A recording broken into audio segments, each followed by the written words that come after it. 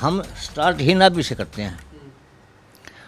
जितनी भी गैस बनेगी, जितने भी पेशेंट आएंगे आपके, कमर दर्द का हो, किसी चीज़ का भी हो, आईबीएस का हो, संग्रहणी का हो, उनकी सबकी नाभि डिसलोकेट हुई मिलेगी। गिलोय अलग अलग हैं, जैसे गिलोय एक पे नहीं है, जैसे नीम चढ़ी गिलोय है, जामुन चढ़ी गिलोय है, सहजन चढ़ी गिलोय है। इनका भी अंतर होता है कि उसमें क्या है कि गिलोय के साथ साथ उस पेड़ का भी बेनिफिट मिलता है उसमें। जो मरीज कहीं ठीक नहीं होते, दवाई खा खा के चेक लेते हैं, वो फिर तलाश करते हैं एक अच्छे वैद्य की, पुराने वैद्य की, और वो वैद्य जो उनको ठीक कर दे। और उसी वैद्य के पास में आज मैं आया हूँ। खंडाखेड़ी गांव है और खंडाखेड़ी में स्वदेशी दवाखाना है। यहाँ पर वैद्य भूपेंद्र सिंह है और वैद्य अमरजीत सिंह है। इनके बारे में लोग ये कहते हैं कि भाई पुरानी से पुरानी बीमारियों का इलाज आयुर्वेद तरीके से करते हैं। सीधी बात ही कर लेते हैं उनसे। वैद्य अमरजीत इस वक्त हमारे साथ हैं। बहुत दूर दूर से लोग इनके पास में आते हैं, इनका पता पूछते हैं। खंडाखेड़ी में मैंने आपको बताया था कि लोकेशन है, और खंडाखेड़ी में खानदानी वैद्य हैं, वैद्य भूपेंद्र, उनके बेटे हैं। और इस वक्त जो है हरियाणा भर से नहीं, देश के दूसरे कोनों से भी लोग इनके पास आते हैं। खासतौर पर वो आते हैं जिनकी बीमारी या तो ठीक नहीं हो रही है, इनके पुराना केस है, या फिर जिसका इलाज ही नहीं हो रहा है। पुरानी पुरानी बीमारियों के लोग आते हैं। किस किस तरह से, वैद्य जी मैं आपसे पूछूंगा पहले तो, भाई किस किस तरह के रोगी जो हैं आपके पास आते हैं? हमारे पास रोगी आ रहे हैं ज़्यादातर जैसे जॉइंट पेन के, साइटिका पेन के, पैर के तलवे में जलन है जैसे, उसके बहुत ज़्यादा रोगी आ रहे हैं। हाथों में दर्द है, उंगलियों में टिंगलिंग पेन है, और जैसे रिस्ट रिमेटिज्म एक होता है, कलाई में जैसे किसी को ज़्यादा पेन है, कंधों में है, स्पॉन्डाइलिसिस है, और माइग्रेन के बहुत रोगी आ रहे हैं आजकल। और आप देखोगे जैसे छोटे बच्चे आ रहे हैं, छोटे बच्चों में लिम्फ नोड्स की काफ़ी प्रॉब्लम है, बाहर का खाना खाने से ना, उसके बहुत रोगी आ रहे हैं हमारे पास। और सर एक नरो पेन के रोगी आजकल दिन रात बढ़ते ही जा रहे हैं, सबसे ज़्यादा रोगी नरो पेन के आ रहे हैं। और आप देखोगे कि इसमें है ना, एक अभी जो करंट में डिजीज चल रहा है जैसे वायरल चल रहा है, इसमें ज़्यादा बुखार नहीं हो रहा है किसी को भी, ना कोई ज़्यादा हाई, लो ग्रेड रहता है, थोड़ा सा बढ़ता है, लो ग्रेड रह रहा है। और बॉडी पेन ज़्यादा है, प्लेटलेट्स डाउन हो रखी हैं जैसे डेंगू वगैरह में होता था। लेकिन इसमें अब क्या है, इसमें मिक्स टाइप बुखार बोल सकते हैं। इसमें क्या है, थकावट ज़्यादा रहती है, हरारत रहती है कई कई दिन तक, तो इसके बहुत ज़्यादा रोगी आ रहे हैं। महिलाओं में जैसे वाइट डिस्चार्ज की बहुत ज़्यादा प्रॉब्लम है, तो उसके सफ़ेद पानी बोलते हैं जिसको, उसके बहुत रोगी आ रहे हैं। दूसरा पीसीओडी की काफ़ी प्रॉब्लम्स है, जो प्रेगनेंसी में काफ़ी बड़ी बाधा है, वो काफ़ी पेशेंट्स आते हैं। और जैसे पेन या ट्यूब्स वगैरह में ब्लॉकिंग है, इस टाइप से काफ़ी आ रहे हैं। एक माइग्रेन लेडीज़ में बहुत ज़्यादा रहता है, सर दर्द की शिकायत है, ये बहुत आ रहे हैं। और फीमेल प्रॉब्लम्स की भी और भी काफ़ी प्रॉब्लम्स होती हैं जिनकी बहुत। तमाम जो रोग आपने बताए हैं या रोगी आते हैं, वो ढूंढते हुए आपके पास में आते हैं क्योंकि पुराना दवाखाना है। तो इनका जो ट्रीटमेंट है वो किस पद्धति से रहता है?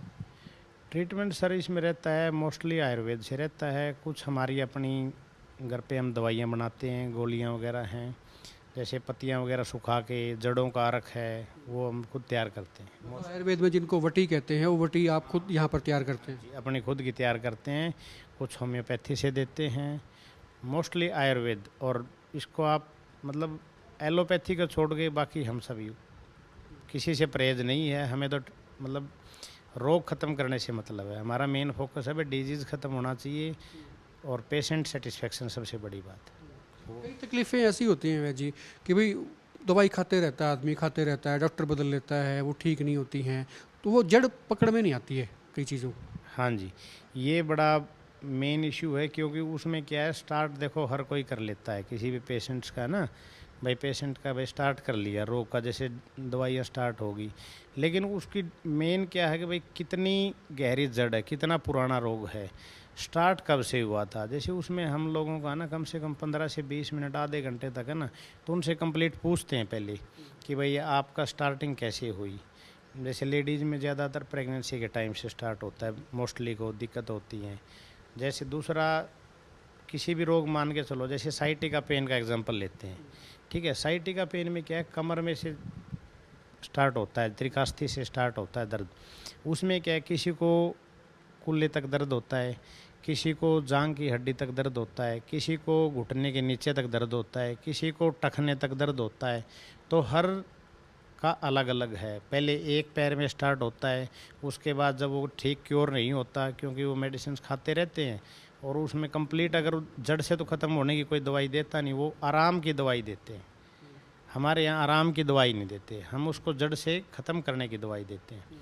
आराम तो आपके कहीं से भी पेन किलर खा लो, उसे एक टाइम पे आराम मिल जाता है, लेकिन मेन बात है उसको जड़ से कैसे ख़त्म करें। मतलब सिम्टोमेटिक रिलीफ की बात नहीं होती, बात यह है भी ये पैदा कहाँ से हुई बीमारी, उसको ख़त्म किया जाए। हाँ जी, मेन यही है कि पैदा कहाँ से हुआ। हमारा यही रहता है कि उसको शुरुआत से पूछ के कंप्लीट बेसिक चीज़ें कहाँ से हुई, फिर उसकी आदमी की नेचर कैसी है। भाई ज़्यादातर दवाइयाँ देखो अलग अलग तरह से होती हैं, जैसे मान लो कोई मौसम की तासीर कैसी है, दवाई की तासीर कैसी है, रोगी की तासीर कैसी है। अगर ये तीनों एक चीज़ मिल जाती हैं तो रोग ख़त्म हो जाता है। ऐसा नहीं है कि मौसम गर्म है, दवाइयाँ ठंडी दी जा रही हैं और पेशेंट की तासीर भी ठंडी है, तो वो आराम कैसे करेगा। तीनों चीज़ें जब एक लय में होती है तो पेशेंट उतना जल्दी ही ठीक हो जाता है। साइड इफेक्ट कोई रहता है, क्योंकि वैसे कहा जाता है कि आयुर्वेद में कोई साइड इफेक्ट होता नहीं है। नहीं, साइड इफ़ेक्ट तो उस चीज़ का होता है सर जो आर्टिफिशियल बनाई गई हो। अब जैसे मान लो अश्वगंधा है, उनकी जड़ है, ठीक है। अब जामुन का अर्क है, जैसे करेले का अर्क है, और आप जितनी भी दवाइयाँ देखोगे ना आयुर्वेद में तो सब पेड़ पौधों से या बेलों से। अब जैसे नीम है, अब ये क्या है, यही तो आयुर्वेद में यही तो दवाइयाँ हैं। अब इनसे क्या साइड इफ़ेक्ट होगा किसी को, तो इसमें कोई साइड इफ़ेक्ट की बात नहीं। हाँ, परहेज़ का ज़रूर इसमें योगदान बहुत रहता है कि इंसान अगर परहेज़ रखे तो उसमें काफ़ी हद तक आराम बढ़ जाता है।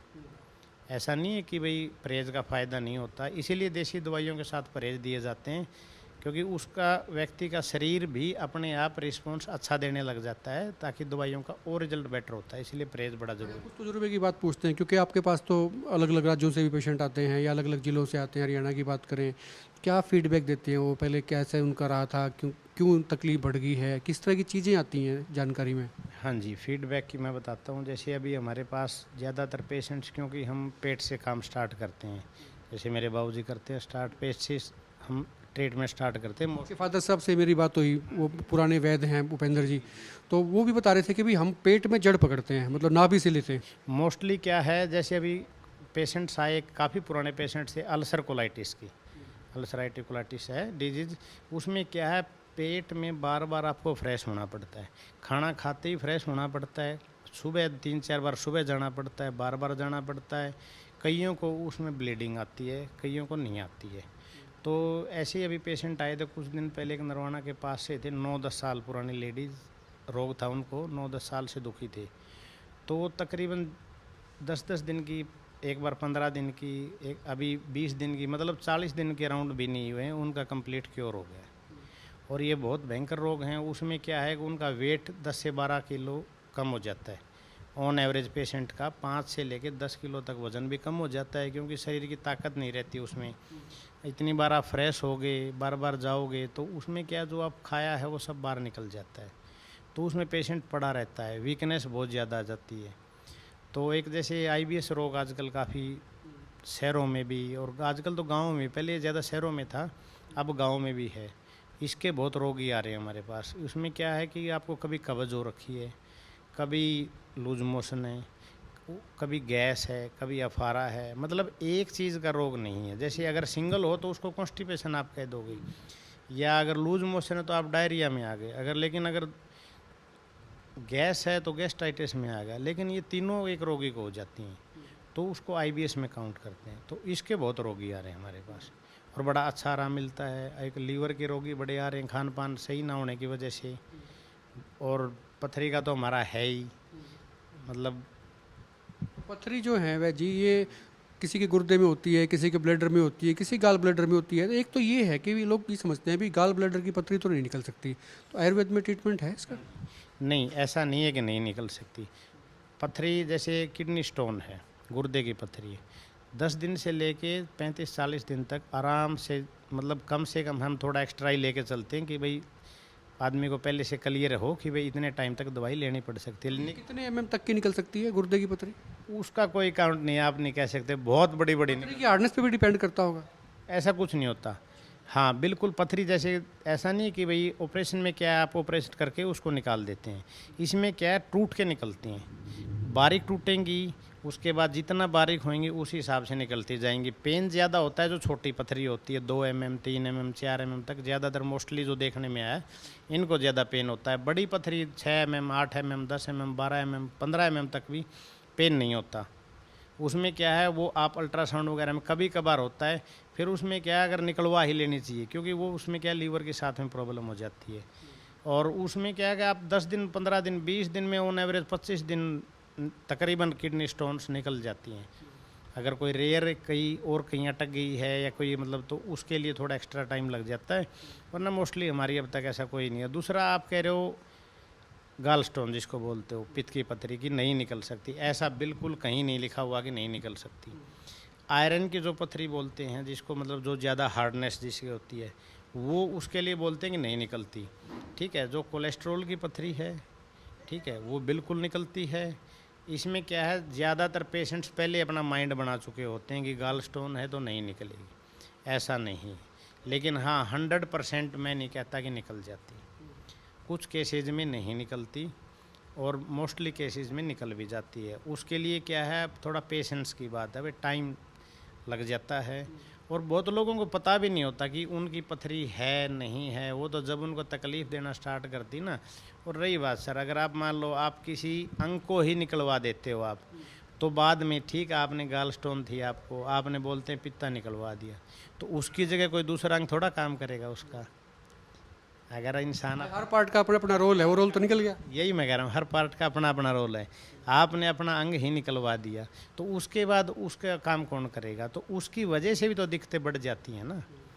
तो बाकी तो देखो पेशेंट की अपनी अपनी मर्जी है, तकलीफ़ें हैं, क्या पता किसी की ज़्यादा हैं तो उनको तुरंत निकलवानी भी पड़ती है।